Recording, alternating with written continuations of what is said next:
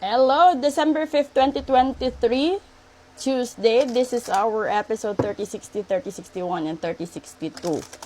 Huling Martes, huling first Tuesday ng taon, pero first Tuesday siya ng December. Tignan natin ngayon vibrations nyo, ha.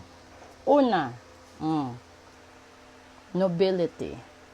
Pangalawa, friend. Dito tayo kumuha ng pangatlo natin. Community. Ngayon, para napaka-normal ng sitwasyon ng vibration natin sa araw ng Martes. Kasi kailangan mong tanggapin kung ano man yung mga accomplishments mong nagawa sa buhay, mapamalaki man or maliit, di ba?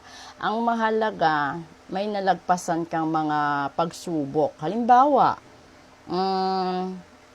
may bayarin ikaw, kahit sabihin natin yung bayarin mo 5, tapos nabayaran mo lang yung 3, at least nabawasan, di ba?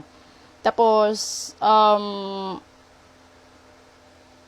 ito na yung daan, or ito na yung paraan para sa hinaharap magkakaroon ka na ng financial freedom, magkakaroon ka ng success sa mga pangarap mo sa buhay.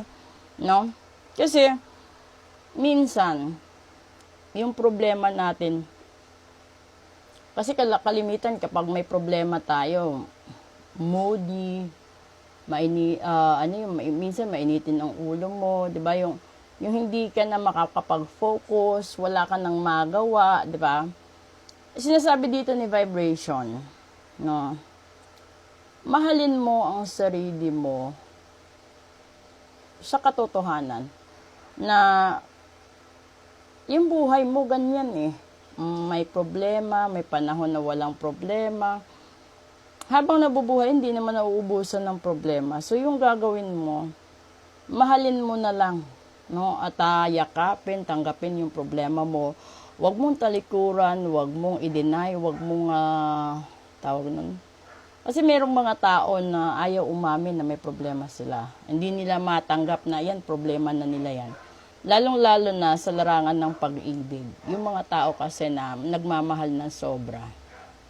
No, kahit alam nilang mali na, yung pinapakita, yung pagkukonsinti nila sa mahal nila, hinahayaan nila kasi mahal nila. Yung kahit inaapakan na pagkatao mo, hindi ka na nire-respeto, kahit harap-harapan ka ng binabastos, diba? Pinapahiya. Okay lang sa'yo kasi mahal mo. Okay lang sa'yo kasi kaya ganitong buhay, kailangan tiisin. Pero sa totoo lang, hindi mo kailangang magtiis. No? Hindi mo kailangang magtiis. Kailangan mo lang talaga magtimpi. Kasi kailangan mong tanggapin sa buhay mo na ito na yon. Ito na. Ito na yung pinakamahalagang bagay sa buhay natin. So, ngayon, magpasalamat ka na buhay ka, healthy ka, andyan yung mga mahal mo sa buhay, na yung isa pa, no? Ingatan mo yung mga taong minahal ka, tinulungan ka, pasalamatan mo yung mga naging bahagi sa buhay mo. Kasi hindi naman sila lahat kasama mo hanggang dulo. Meron lang silang, tawag nito, may lang sila, tawag nyo. Yung para bang by chapter sa buhay natin. So, proceed tayo sa special episode. Napakasimple ng message niya ngayong Martes. Okay?